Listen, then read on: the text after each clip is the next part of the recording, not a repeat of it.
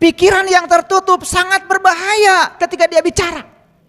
Ketika pikiran diam, seluruh alam semesta akan menyerah. Apa maksudnya? Pikiran diam itu seperti apa? Pikiran diam itu adalah pikiran, saya bikin YouTube, tidak semua orang setuju yang saya bicarakan. Ya nggak apa-apa. Dan saya tidak akan berubah ketika ada yang tidak setuju. Itu jadi kritikan buat saya, supaya saya lebih bijaksana ketika bicara. Saya pandang secara positif saja. Makanya saya terima yang setuju, saya terima juga yang tidak setuju. Makanya saya tenang-tenang saja. Ngerti maksud saya? Oke. Tapi kalau ingin disukai, tanpa kita memaksa orang lain harus suka. Nih, catat omongan saya. 1, belajar penuh perhatian pada orang. Ketika orang lain diperlakukan seperti kamu perlakukan diri kamu sendiri, saya kira semua akan lebur, semua akan cair. Sebetulnya orang lain tidak suka sama kita karena kita tidak bisa memperlakukan orang lain seperti kita memperlakukan diri kita sendiri. Kita ingin diperlakukan orang lain terhormat, tetapi kita tidak punya perasaan untuk memperlakukan orang lain terhormat. Ini soal perhatian. Yang 2, berikan pengaruh yang baik. Siapapun orang yang ngasih pengaruh yang baik pada seseorang, saya yakin akan dirindukan. Saya senang kalau ketemu Bunda A, Ayah B. Kenapa? Karena kalau ketemu beliau itu, saya tuh jadi semangat, bergairah. Saya bingung jadi tercerahkan, saya gelap jadi diterangi. Kan ada orang yang bawaannya, kalau kita bingung malah tambah bingung ketemu dia. Betul nggak? Iya. Ada orang yang bawaannya kita benci pada si A, malah dikasih pupuk yang luar biasa, semakin benci. Si A itu oh iya betul, wah. Yang ketiga, percaya diri. Nih saya kasih tahu ya, kalau kita sudah percaya pada diri kita sendiri, maka alamiahnya orang lain percaya sama kita. Dan orang-orang yang dirinya sendiri saja sudah tidak dipercaya oleh dirinya, jangan berharap orang lain akan percaya sama kamu.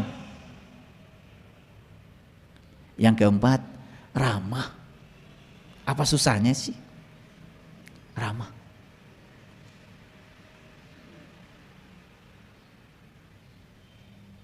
Enak gak kalau orang lain ramah sama kita?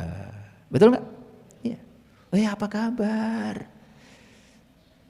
Gimana anak-anakmu, cucumu? Seneng gak tanya begitu?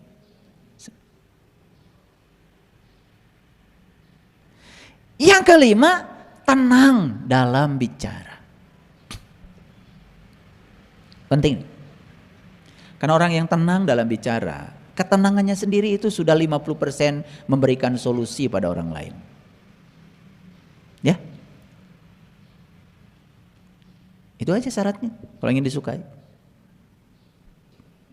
Jadi kesimpulannya, ketidaksukaan dan kesukaan pada orang lain itu berasal dari apa tadi?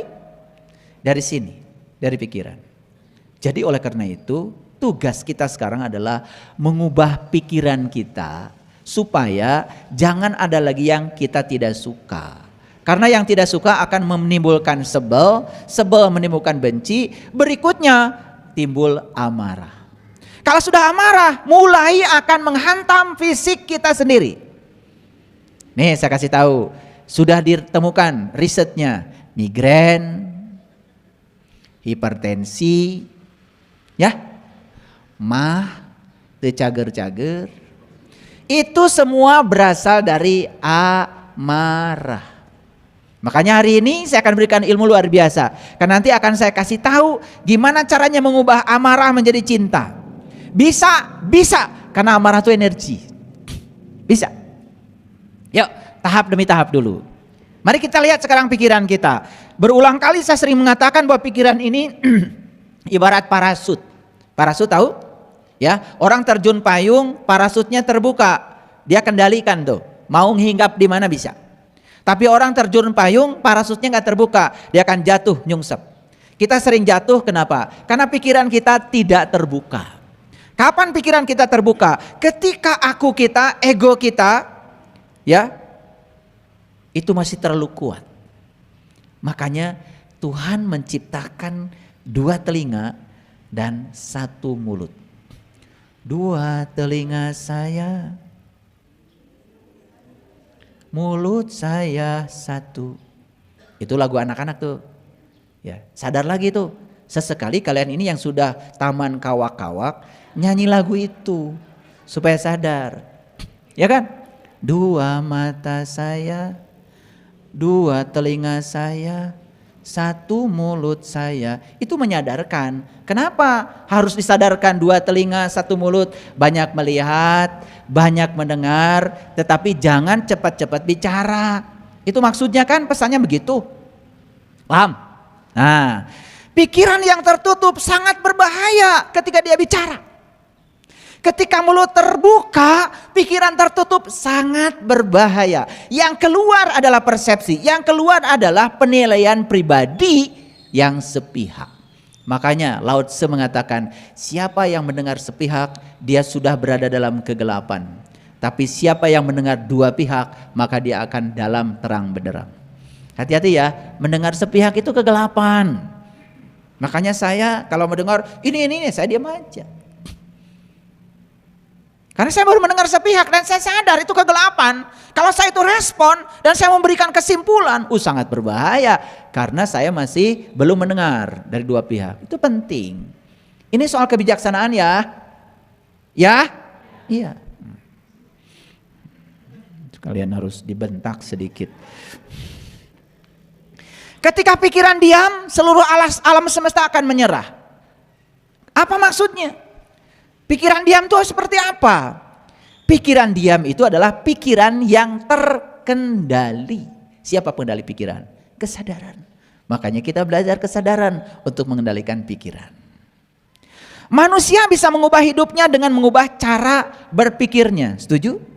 Kan saya sudah bilang, nasib itu ditentukan oleh karakter. Karakter ditentukan oleh kebiasaan. Kebiasaan ditentukan oleh tindakan. Tindakan dilahirkan oleh kata-kata. Kata-kata dilahirkan oleh pikiran. Jadi sebetulnya nasib itu ujungnya, tapi awalnya pikiran. Makanya mengubah nasib adalah mengubah pikiran. Ini sudah saya jelaskan di kajian yang sebelumnya. Paham ya? Oke. Jangan tinggal di masa lalu.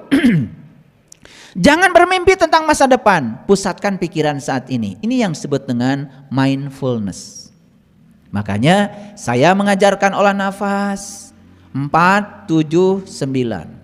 Tarik napasnya hitungan 4, tahan napas hitungan 7, buang napas hitungan 9. Sehingga ada saldo, narik napasnya 4, buang napasnya 7. Sehingga yang masuk dengan yang keluar tidak sama. Sehingga respon kita terhadap sesuatu selalu tenang. Itu pentingnya mindfulness. Itu jangan dianggap remeh. Ya, tarik napas yang dalam. Hitungan 4.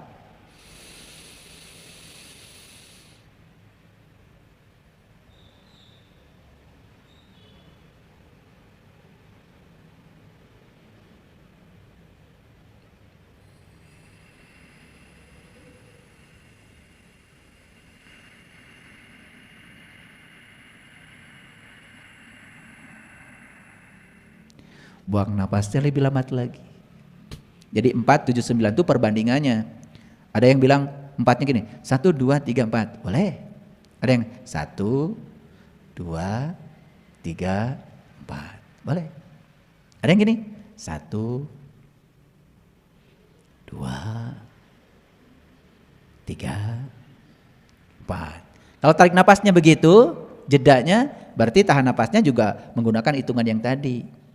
Buang napasnya pakai hitungan yang tadi. Semakin lambat kita bisa membuang napas, semakin tenang. Nah, itu yang disebut dengan responsif tetapi tidak reaktif. Kan bahaya ya, ketika orang yang reaktif itu belum selesai orang lain bicara, dia sudah memanggil kesimpulan, sudah marah-marah lagi. Wah, itu ya. Makanya yang seperti itu pasti migrain, hipertensi, ya toh? Pasti itu sudah jelas. Ya berikutnya tuh diabetes itu udah turunannya. Baik, lanjut dulu. Kesibukan itu selalu berhasil menaklukkan pikiran-pikiran negatif. Nah, itu sebabnya latihan untuk mempositifkan pikiran, sibuk aja. Makanya saya kasih tahu ya, jangan titipkan pekerjaan pada orang yang banyak waktu. Gak akan beres. Titipkan pekerjaan pada orang sibuk. Ternyata riset membuktikan semua orang sibuk dikasih pekerjaan apapun selesai. Dan orang yang banyak waktu dikasih pekerjaan apapun mual beres. Karena suka menunda. Dan orang yang menunda itu orang yang sombong. Di Quran surat Al-Kahfi Allah mengatakan, janganlah kau mengatakan besok masih ada waktu. Karena semua penderitaan berasal dari menunda.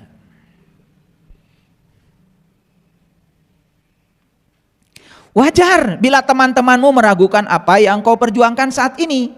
Karena pikiran mereka belum tentu semaju pikiran. Disinilah pentingnya.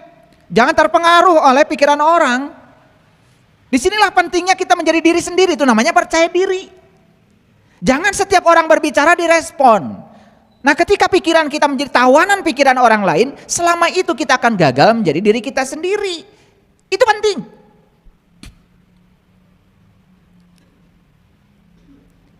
Jangan abaikan masalahmu. Abaikan pikiran-pikiran negatifmu tentang masalahmu. Jadi sebetulnya yang suka memperdalam masalah kita, sebetulnya pikiran negatif tentang masalah kan sebetulnya, bukan masalah itu sendiri. Mungkin masalahnya awalnya sederhana, karena dikasih bumbu-bumbu oleh pikiran negatif tentang masalah kita, itu yang membuat masalahmu menjadi kelihatan seperti besar. Jadi semua ini adalah permainan pikiran. Saya orang yang sederhana, tetapi dengan pikiran yang rumit. Setuju? Kok diam? Atau orang yang rumit dengan pikiran yang sederhana? Nah sebetulnya kita ini datang ke semesta ini pikiran kita tuh awalnya sederhana. Dengan proses kehidupan ada paradigma yang diinputkan ke dalam pikiran kita secara tidak langsung, maka kita tuh menjadi tawanan dari lingkungan ini. Apa yang terjadi? Pikiran kita jadi ruwet. Makanya betul kalau kata-kata di dalam kitab suci, kamu tidak akan pernah masuk surga kecuali kamu sudah menjadi anak kecil kembali. Nah maksudnya adalah kita menjadi pikiran seperti anak-anak. Coba tanya anak-anak ya, cucu saya yang usianya 4 tahun, cucu saya yang usia 8 tahun. Tanya ya, kalau dia lagi main asik, tanya ya tentang hari esok. Akan jawab. Dia fokus aja bermain hari itu. Betul? Itu. Nah kita itu lagi rekreasi pun mikiran isu. Betul gak? Iya. Lagi makan enak pun mikiran isu.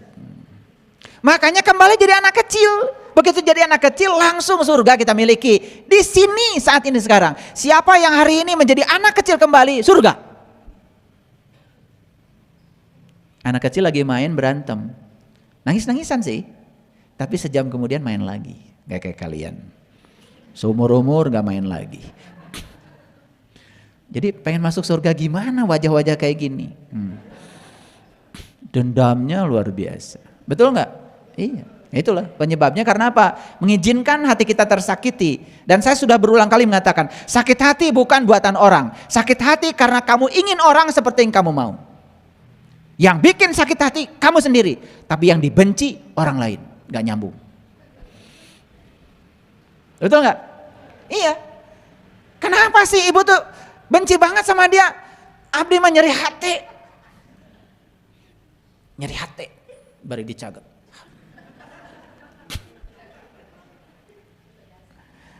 Begitu sadar nyeri hati teh buatan dirina sorangan, baru sadar. Nu dipingawewa batur, dipikangewa batur, padahal penyebab sakit hati maneh. Nah, make ngewa ka batur. Kan gak nyambung. Sekarang udah tahu ilmunya. Oh, buat apa saya benci pada orang yang disebut oleh saya menyakiti saya? Kan sebetulnya sakit hati bukan buatan dia. Saya ingin dia seperti yang saya mau. Bebaskan keinginan pada dia. Hilang tuh sakit hati. Maka benci pun akan hilang. Ini namanya merubah mindset. Ini ilmu mahal nih. Mahal. Ya. Dan saya tidak banyak bicara ayat sekarang. Ayatnya satu aja yang tadi, cukup landasannya. Tapi saya berbicara praktek kehidupannya. Untuk kesadaran. Pikiran tumbuh jika digunakan. Melemah jika tidak digunakan. Makanya pikiran itu harus digunakan. Kapan kita bisa menggunakan pikiran? Saat kita bisa mengendalikan pikiran. Jadi menggunakan pikiran itu saat pikiran bisa dikendalikan oleh kita. Bukan pikiran menggunakan kita. Maaf ya, ada salah kaprah dalam hidup kita. Saat pikiran menggunakan kita, kita menganggap pikiran sedang kita gunakan. Padahal pikiran sedang di luar kontrol kita sendiri.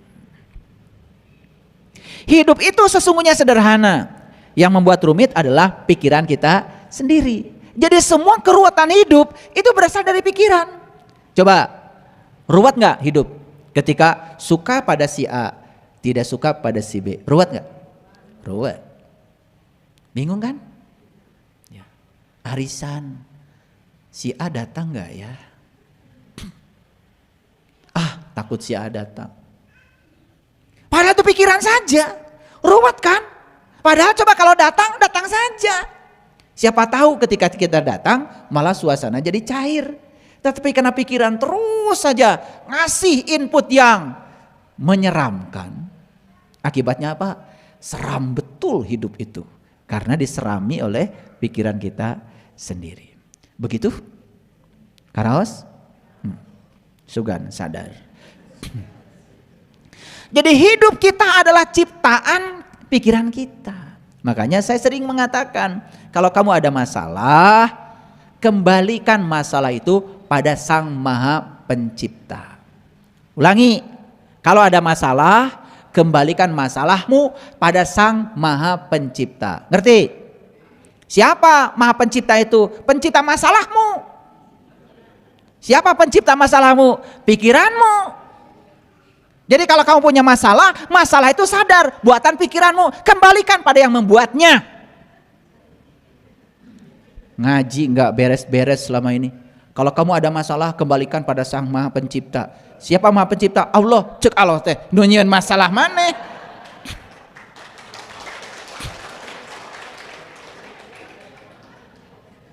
Karunya tuh Allah teh, ketempuhan wae. Alif Lam Mim. Kita nggak tahu karena kebodohan kita langsung bilang hanya Allah yang tahu. Kasihan Allah. Makanya kita ini dikit-dikit Allah, dikit-dikit Allah. Karunya tuh Allah. Kalau kamu punya masalah, kembalikan pada Sang Maha Pencipta. Pencipta apa? Pencipta masalahmu. Siapa pencipta masalah? Kan pikiranmu. Balikin dari kepikiran. Sok telusuri, dari mana ini masalah? Apa masalahmu? Sakit hati? Telusuri, sakit hati itu buatan saya. Karena saya ingin orang lain seperti yang saya mau. Ketika dia tidak seperti yang saya mau, saya sakit hati. Geningan sakit hati buatan orang. Sekarang mah saya akan nerima orang lain apa adanya. Saya tidak punya keinginan pada orang lain. Saya punya keinginan pada diri saya saja. Selesai? Ini ngaji kecerdasan. Karena kalian itu selama ini setiap masalah serahkan ke Allah. Setiap masalah serahkan ke Allah. Karunya tuh Allah teh jadi sampah masalah. Makanya masalah kita gak beres-beres. Karena setiap ada masalah diserahkan kepada pihak lain. Lain diurus ku sorangan. Kartos. Sugan tuh dibolekerkeun kieu mah. Ngalarti. Maka kita harus menang dalam pikiran sebelum menang dalam kehidupan. Saya yakin ya, setiap orang yang memenangkan kehidupan adalah orang yang sudah berhasil memenangkan pikirannya. Dan semua orang yang dikendalikan oleh pikirannya selalu kalah dalam kehidupan. Jadi kalau kita tidak bisa menikmati berkah kehidupan, satu penyebabnya. Karena Anda belum bisa mengendalikan pikiran Anda sendiri. Apa yang sulit? Yang sulit biasanya adalah pikiran kita sendiri, bukan? Betul nggak? Mau ngaji ke sini, kan tidak sulit. Yang dari Malaysia saja bisa datang. Kenapa? Ini dari Malaysia bisa datang, kenapa? Karena tidak berpikir sulit. Padahal ya, Pak Awang itu dari Kelantan. Kelantan ke Kuala Lumpur berapa jam? 7 jam. Naik apa? Bus. Dari Kuala Lumpur terbang ke Jakarta. Berapa jam? 2 jam. Dari Jakarta naik travel ke Bandung. 6 jam. Kalau itu semua dipikirkan, sulit. Dan gak nyampe di sini. Tapi dijalani aja, naik bis, happy, tidak ada yang ditunggu, tidak pengen cepat sampai. Semua perjalanan dinikmati, episodenya nyampe di sini penuh dengan sukacita. Kan keren. Apa yang sulit dalam hidup? Yang sulit adalah pikiran kita sendiri. Kalau begitu, adakah kesulitan dalam hidup? Gak ada. Jadi kalau begitu, semua orang yang sering mengatakan, ah itu sulit, berarti dia belum beres pikirannya. Makanya saya sering jalan sendiri, maaf, karena saya tidak mau mengajak orang-orang yang pikirannya sulit. Ya saya jalan aja. Karena orang yang berpikiran sulit, selamanya sulit. Dan kalau saya bersama dia, saya jadi keracunan sulit. Ya, saya masih ingat tuh, waktu saya beli jalan di Jelekong itu, jalan masuknya tuh kan, itu curam gitu. Karena itu adalah kebun bambu. Di situ ada satu rumpun bambu ya, yang harus dibuang. Dan saat itu saya membawa rombongan ke sana. Saya bilang, ini jalan masuk kita. Wah, ada rumpun bambu. Ini pasti akarnya dalam lah ya, katanya. Saya nggak dengar dia. Ya,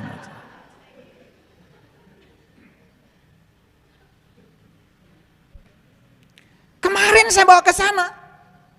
Enak ya ayah, nggak curam lagi. Tuh. Jadi landai gini, mobil udah bisa ya ayah. Tuh. Ya kan? Coba kalau saya ngikutin pikiran dia. Keracunan saya. Karena di otak saya nggak ada yang sulit. Nggak ada.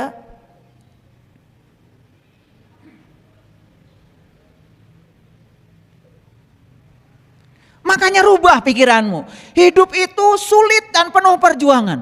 Ya sudah, hidupmu sulit dan selalu penuh perjuangan.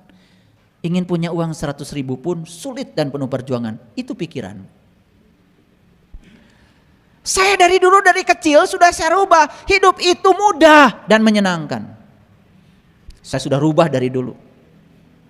Makanya selalu mudah dan menyenangkan. Ada saja jalan. Begitu saya berpikir mungkin semesta membuka begitu banyak jalan. Karena semesta menutup jalan hanya untuk mereka yang selalu berpikir tidak mungkin. Ini ilmu agung para sahabat.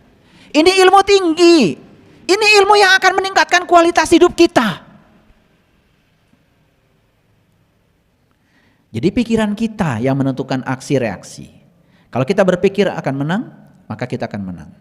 Jadi aksi reaksi, perhatikan saya, aksi reaksi. Jangan dikira loh, saya sedang diam nggak di kursi ini? Sedang diam. Kenapa saya diam? Karena pantat saya disangga oleh kursi. Apakah pantat saya mengerjakan gaya pada kursi? Mengerjakan, karena saya ditarik oleh bumi. Ada gaya gravitasi loh pada saya. Gaya dari bumi pada saya ditiadakan oleh gaya dari kursi pada saya, aksi reaksi. Makanya resultan gayanya jadi 0. Itu namanya hukum Newton. Pusing-pusing gak apa-apa. Makanya saya duduk diam, karena resultan gayanya 0. Karena kalau saya punya resultan gaya yang tidak 0, saya akan bergerak, saya akan dipercepat. Dan sama kalian juga tidak menyadari, sebenarnya kalian itu ditarik oleh bumi. Maka kalian bisa duduk. Coba seperti para astronot yang pergi ke angkasa nggak ada gravitasi, diuke hese. Duduk tuh susah di sana. Mau minum kopi, kopinya ngapung. Makanya kita pernah gak berterima kasih pada gaya gravitasi? Terima kasih gaya gravitasi laptop saya bisa diam. Nyiksik bawang di dapur, cicing bawang teh. Coba nyiksik bawang di angkasa, betul nggak? Pertama harus ditangkap dulu bawangnya, yang kedua sih pegang. Nah bayangkan bawang-bawang sudah diiris, langsung ngapung. Mereka goreng hese, bawang. Pernah nggak berterima kasih? Ya itu karena kalian itu kan tidak punya pengetahuan. Ngerti maksud saya? Nah ini ada aksi reaksi loh dalam diri saya. Aksi reaksi menyebabkan resultannya jadi 0. Makanya orang yang 0 terus, karena dia itu aksi reaksi. Begitu berpikir menang, dia akan menang. Dia berpikir kalah, dia akan kalah. Nah yang sering lucu itu sudah berpikir menang, tapi ragu-ragu menang, jadi kalah. Itu resultannya jadi 0, gak kemana-mana, gak maju-maju.